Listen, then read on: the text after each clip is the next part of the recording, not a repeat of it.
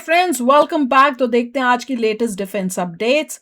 पाक army salary है। पाक 36 रफेल लॉस क्लेम है। IAF new Russian radar. चलो देखें।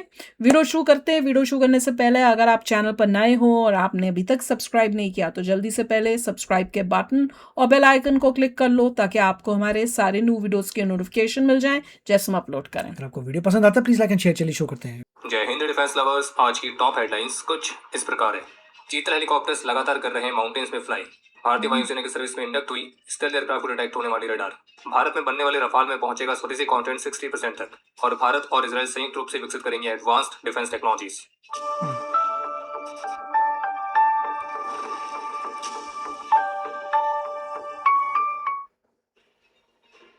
हिंदुस्तान टाइम्स की रिपोर्ट के मुताबिक भारतीय सेना के जो चीतल हेलीकॉप्टर्स हैं तो वो लगातार लद्दाख के हाई पासेस और सियाचिन ग्लेशियर पर डेली बेसिस पर सॉर्टीज कंडक्ट कर रहे हैं। और इन हेलीकॉप्टर्स के जो ये रेगुलर माउंटेन सॉर्टीज हैं ये तब हैं जब इन्वेस्टिगेटर्स हाल ही में हुई दुर्घटना के कारण बनी एक सस्पेक्टेड ट्रांसमिशन फेलियर की जांच कर रहे हैं। वही घटना जो कि 20 मई को लेह के पास हुई थी, जिसमें हेलीकॉप्टर में सवार 2 पायलट और एक मेजर जनरल रैंक के ऑफिसर को माइनर सी इंजरीज आई थी। और हिंदुस्तान टाइम्स की रिपोर्ट में ऑफिशियल्स के हवाले से कहा गया कि करेक्टिव स्टेप्स को उठाने से पहले जो आर्मी है वो सटीक कंपोनेंट की पहचान करेगी। और इसी वजह से इस रिपोर्ट में इस बात को मेंशन किया गया कि कैसे क्रैश और जांच के दौरान भी बाकी की फ्लीट को एयरबॉर्न रखने का जो फैसला है ये काफी चिंताजनक है। और बाकी फिलहाल अभी जांच में ट्रांसमिशन सिस्टम के उस कंपोनेंट को आइडेंटिफाई किया जा रहा है जो कि 20 मई वाले क्रैश का कारण बना था।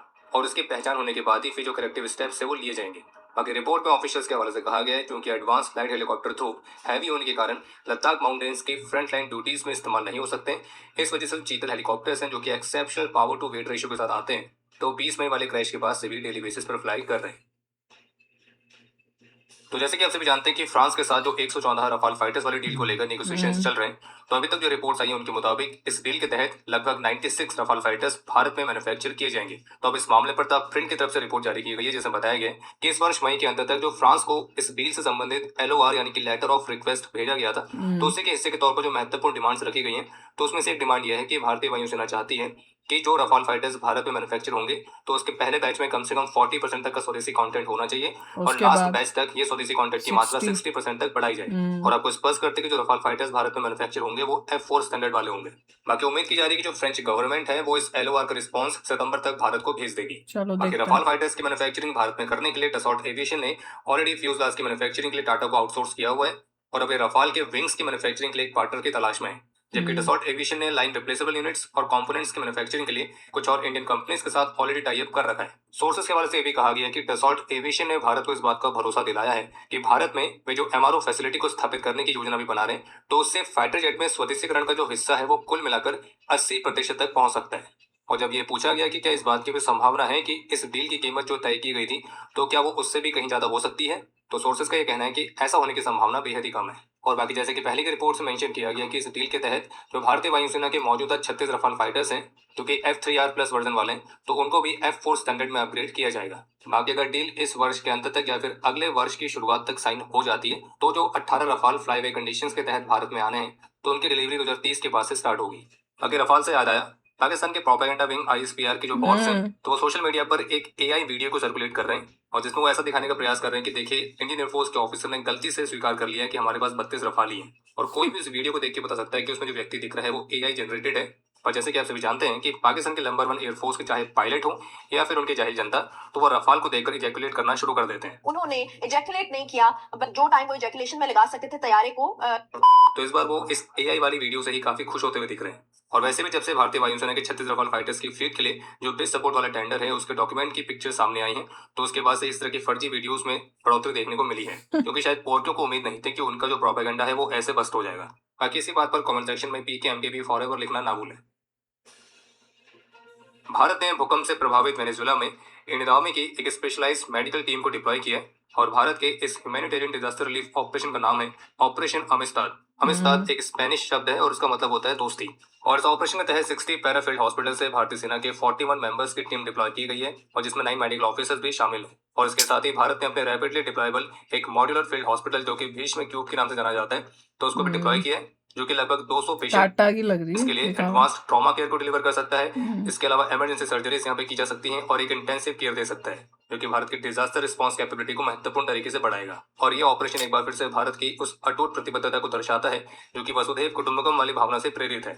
इसके अलावा एक और अपडेट है कि ऑपरेशन सिंदूर के दौरान अपने अदम्य साहस और वीरता का परिचय देते हुए वीर गति को प्राप्त होने वाले हमारे 6 वीरों के नाम अब भारत सरकार पब्लिकली नेशनल वॉर मेमोरियल में स्पेशल ब्रेक पर परमानेंटली दर्ज करने के लिए तैयार है और उनके नाम नेशनल वॉर मेमोरियल की वेबसाइट पर पब्लिश कर दिए गए। और हमारे वो वीर थे सूबेदार मेजर पवन कुमार, राइफलमैन सुनील कुमार, लांस नायक दिनेश कुमार, अग्निवीर मूत मुरली नायक, हवलदार सुनील कुमार सिंह और सार्जेंट सुरेंद्र कुमार। इनमें से राइफलमैन सुनील कुमार को मरणोपरांत वीर चक्र से और सार्जेंट सुरेंद्र कुमार को मरणोपरांत वायु सेना मेडल से भी सम्मानित किया गया था।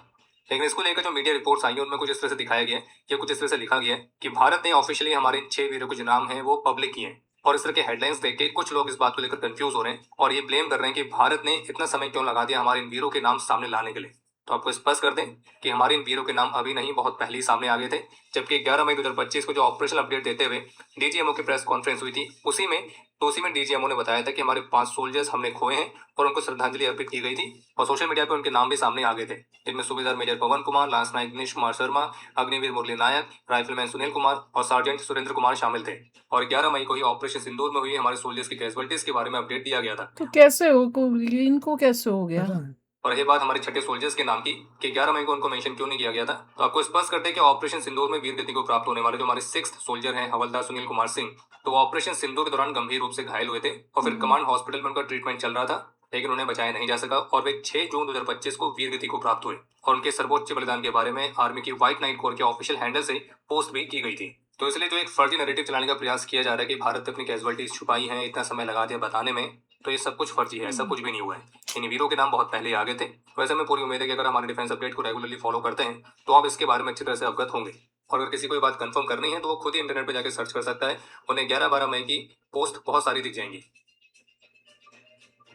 तो जैसे कि यूएई भारत के ब्रह्मोस और आकाश तीर जैसे एडवांस्ड डिफेंस सिस्टम्स में इंटरेस्ट दिखा रहा है। और अब इसी बीच एक अपडेट यह है कि यूएई के एक मिलिट्री डेलीगेशन ने भारतीय सेना की फायर पावर और ट्रेनिंग एबिलिटीज को हाल ही में विटनेस किया था और उन्होंने भारत की अत्याधुनिक एआई और quantum lab facilities, modern weapon systems, tactical training methodologies, तो इन सबका फर्स्ट हैंड एक्सपीरियंस लिया है। इसके अलावा एक इंटरेस्टिंग अपडेट यह है कि ऑफिशियल वीडियो से सामने आया है कि भारतीय वायुसेना के सर्विस में 55ZH6ME देखा था। UM वेरी हाई फ्रीक्वेंसी की जो रडार है वो इंडक्ट हो चुकी है। और अगर इस रडार की कैपेबिलिटीज की बात करें तो ये काउंटर स्टेल्थ डिटेक्शन कैपेबिलिटी के साथ आती है, यानी कि ये जो रडार है ये अच्छी खासी दूरी से F-22 और F-35 जैसे स्टेल्थ एयरक्राफ्ट को भी डिटेक्ट कर सकती है। इसकी जो एयर टारगेट डिटेक्शन रेंज है वो 600 किलोमीटर तक है, वहीं 1800 किलोमीटर तक ये एक सेक्टर को स्कैन कर सकती है, विशेष रूप से बैलिस्टिक मिसाइल जैसे थ्रेट्स को डिटेक्ट और ट्रैक करने के लिए। और इसमें मल्टी टारगेट कैपेबिलिटी है, ये fighter jets, bombers, stealth aircraft, cruise missiles, UAVs, helicopters, ballistic missiles, इन सबको डिटेक्ट और ट्रैक करने में सक्षम है।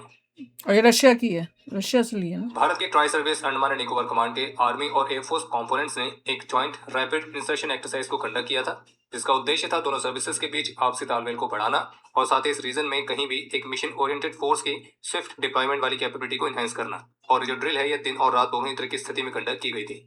वहीं इसके अलावा आर्मी के सदर्न कमांड की ट्रूप्स ने सिविल एडमिनिस्ट्रेशन, सिक्योरिटी और इमरजेंसी रिस्पॉन्स एजेंसीज, तो इनके साथ संयुक्त रूप से मिलकर पुणे के मिलिट्री ट्रेनिंग नोड में एक ट्रेनिंग एक्सरसाइज कंडक्ट करी है जिसका नाम है नगर प्रहरी 2, जिसका उद्देश्य था उभरते हुए सिक्योरिटी चैलेंजेस में एक कोऑर्डिनेटेड रिस्पॉन्स, इंटरऑपरेबिलिटी और एक जॉइंट प्रिपेयर्डनेस को एनहांस करना।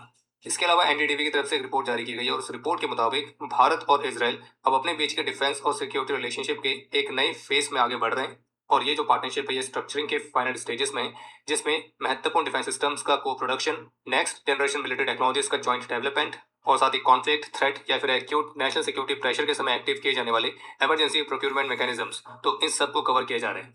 और इस रिपोर्ट में सोर्सेज के हवाले से इस बात को मेंशन किया गया है कि दोनों देशों की सरकारों ने पिछले 6 महीने में एक बहुत ही इंटेंसिव बायलैटरल वर्क किया है, जिसमें कुछ स्पेसिफिक जॉइंट प्रोजेक्ट्स को आइडेंटिफाई किया गया है, इन परियोजनाओं की टाइमलाइंस को एस्टैब्लिश किया गया है और भारत और इजराइल की एक बहुत ही स्पेशल स्ट्रेटेजिक पार्टनरशिप के ऑपरेशनल आर्किटेक्चर को बिल्ड किया गया है। बहुत अच्छा। इसके बाद एक और अपडेट है, कुछ ऐसी रिपोर्ट्स देखने को मिली हैं जिनके मुताबिक ऑपरेशन सिंदूर में बहुत बुरी तरह से फेल होने के बाद जो पाकिस्तानी मिलिट्री के सोल्जर्स उनका मोरल काफी ज्यादा डाउन हो चुका है, विशेष रूप से अपने साथियों की इतनी मैसिव कैजुअलिटीज देखने के बाद।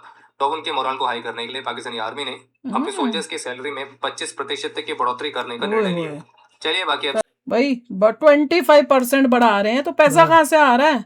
वैसे तो बोल रहे हैं लोनों से दबे पड़े हैं, नहीं बुरा हाल है, पर मिलिट्री के लिए इनके पास पैसा कभी नहीं होता। न्यूज़ तो ये भी थी, वहां से bankrupt हो चाइना जाएंगे, से bankrupt वो हो जाएंगे। स्टेल्थ कौन सा लेने की वो भी सुनने को आ रहा था। फॉरेन रिजर्व्स बहुत कम हो गए हैं, बैंक होने वाले, ऐसा कुछ नहीं हुआ। तो ये अगर होता तो कहाँ से ये देश ये सब कर सकता है।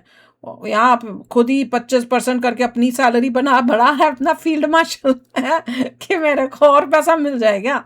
I don't know, that is very मगर अच्छी न्यूज़ थी, रफाल की बात कर रहे हैं, रफाल में 80% इवेंचुअली हमारा हो जाएगा। 60%, 80 नहीं 60%। इवेंचुअली मेरे ख्याल से अच्छा, 60% स्टार्ट होगा, बाद में 40 हो रहा है, उसके बाद 60 हो रहा है, पर Right. इवेंचुअली कभी पता और नहीं। जो उसके अच्छा बाद रेडार आपको मिला रशिया से, जो स्टेल्थ को पकड़ सकता है, इट्स वेरी गुड। 600 किलोमीटर तो काफी अच्छी बात है, क्योंकि लेना पड़ेगा। ये जो पाकिस्तान कर रहा है ना, इसके इरादे ठीक तो है ही नहीं।